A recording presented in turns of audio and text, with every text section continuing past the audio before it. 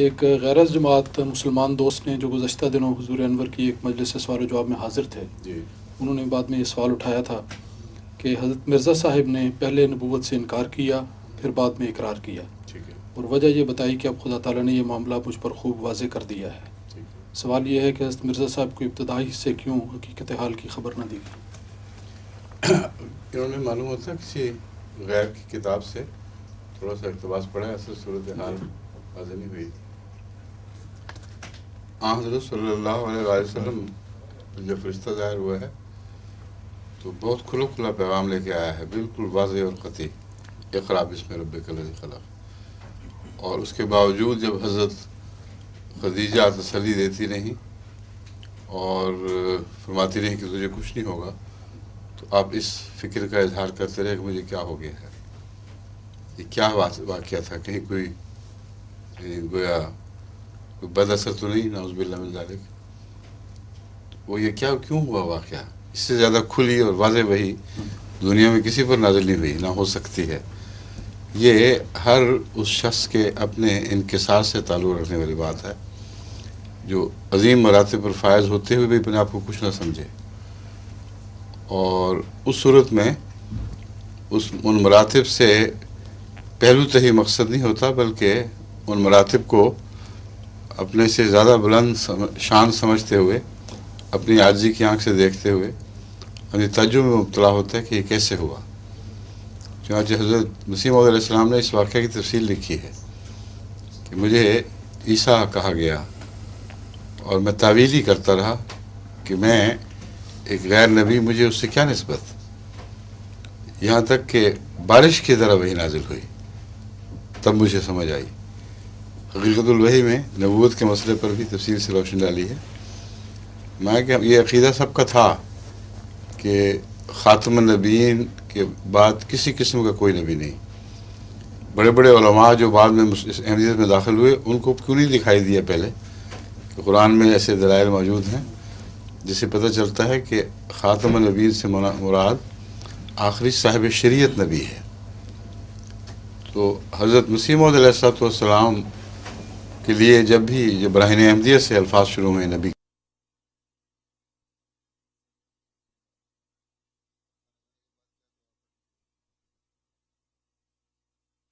تو آپ اس کی تعبیر کرتے تھے، اور اس عقیدے کی وجہ سے جو اس وقت بہت زیادہ رائج ہو چکا تھا کہ خاتم النبیین کا معنی ہر قسم کا نبی بند۔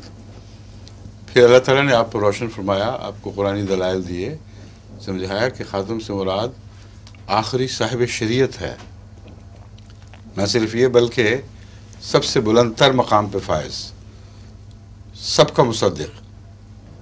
اور یہ معنی جب آپ کے سامنے آئے تو پھر علماء کے مطالعہ سے یہ بھی پتہ چلا کہ کبھی کسی پرانے بزرگ کو ایک معنی سمجھ آ گیا تھا، کسی کو دوسرا، وہ کہتے رہے مگر ان کی بات اس زمانے کے لوگ پوری طرح سمجھے نہیں کہ کیا کہنا چاہتے ہیں۔ اب جب پڑھتے ہیں تو ابن عربی کے حوالے اور دوسرے بزرگ، چوٹی کے بزرگ علماء کے حوالے، حضرت عبد القادر جیلانی کے حوالے، مولانا روم کا ختم نبوت کے متعلق اظہار خیال، یہ ساری باتیں اب ہمیں اس لیے سمجھ آ رہی ہیں کہ حضرت مسیح موعود علیہ السلام نے بہت قربانی کرتے ہوئے تکلیف دہ حالات نے ان باتوں پر ہر پہلو سے غور کیا، اور مسلسل جو انکار کیا وہ در حقیقت شرعی نبوت کا انکار تھا۔ اس تعریف کی روح سے بھی انکار کیا جس تعریف کی روح سے انبیاء علماء کے نزدیک مستقل نبی وہ نبی ہوتا ہے جو براہ راست خدا سے کسی اور کے فیض کے بغیر نبوت پائے۔ لیکن حضرت مسیح موعود علیہ السلام کی نظر اس بات پر تھی کہ ان معنوں میں تو میں مستقل نبی نہیں ہوں، کیونکہ اگر میں محمد رسول اللہ صلی اللہ علیہ وسلم کی غلامی میں آپ کے خلیفہ کے طور پر اس منصب پر فائز نہ ہوتا تو مجھے کوئی نبوت چھوڑ کے کوئی اعلیٰ مرتبہ کسی قسم کا بھی نہیں ملنا تھا۔ اس لیے آپ نے یہ بار بار بات کھولی اور علماء کو سمجھائی کہ یہ ایک ایسا واقعہ گزرا ہے جو اس سے پہلے نہیں ہوا۔ انبیاء کی شریعت میں بغیر شرعی نبی تو آتے رہے ہیں، مگر ایسا تم نہیں دیکھو گے کہ کوئی بار بار موسیٰ کی امت میں ہو کر موسیٰ کے حوالے دے، اور کہو میں نے جو کچھ پایا اس کے فیض سے پایا. عیسیٰ نے بھی یہ بات نہیں کی، داؤد نے بھی نہیں کہی، سلیمان نے بھی نہیں کہی، حالانکہ شریعت موسیٰ کی تھی. تو غیر شرعی ہونے کی صرف بحث نہیں اٹھائی. یہ ایک اور نیا نقطہ ہے جو حضرت مسیح موعود علیہ السلام نے پیش فرمایا کہ میرا تعلق حضرت محمد رسول اللہ صلی اللہ علیہ وسلم سے روحانی ابلیت اور کامل غلامی کا ہے. اور یہ فیض میں نے حضرت صلی اللہ علیہ وآلہ وسلم سے پایا، کیونکہ خدا کے ہاں مقدر تھا کہ آپ کی شریعت میں آپ کے کامل غلام کو اس منصب پر فائز کیا جائے جس کا نام امتی نبوت ہے. بس یہ ہیں سارے مراحل جن میں سے حضرت مسیح علیہ السلام گزرے ہیں. شروع کا انکار اور بعد کا بھی کئی دفعہ انکار ہوا ہے، پہلی دفعہ نہیں صرف ہوا، ہمیشہ کسی مخاطب کی کسی تعریف نبوت کو پیش نظر رکھ کر ہوا ہے.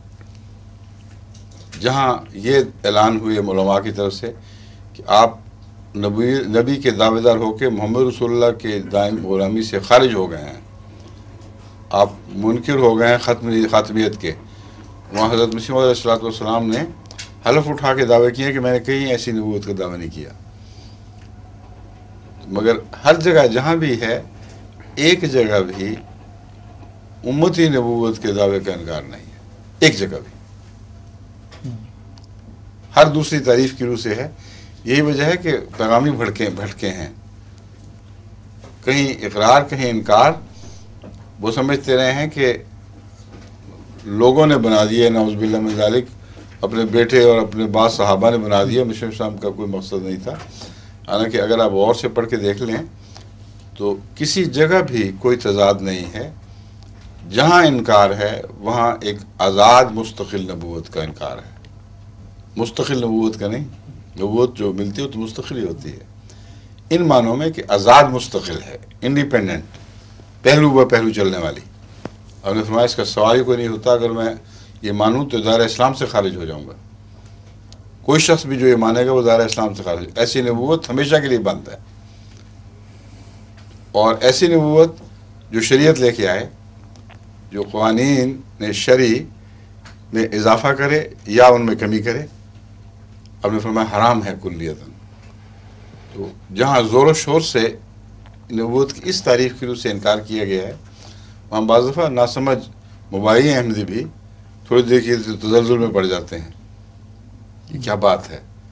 پھر جب دوسری جگہ قطعیت کے ساتھ دعویٰ ہے کہ ہاں میں ہوں وہی جس کو بار بار خدا نے نبی فرمایا ہے، تو پھر ان کے دل حوصلہ پکڑتے ہیں. مگر تضاد ہے ہی کوئی نہیں، صرف مختلف زاویوں کی بات ہے. اگر ہر زاویے سے دیکھ کر مسیح موعود علیہ السلام کے کلام کو پڑھیں تو ہر زاویے کی بات اپنی جگہ درست ہے. زاویہ بدلیں گے تو بات بدل جائے گی. سمجھ گئے؟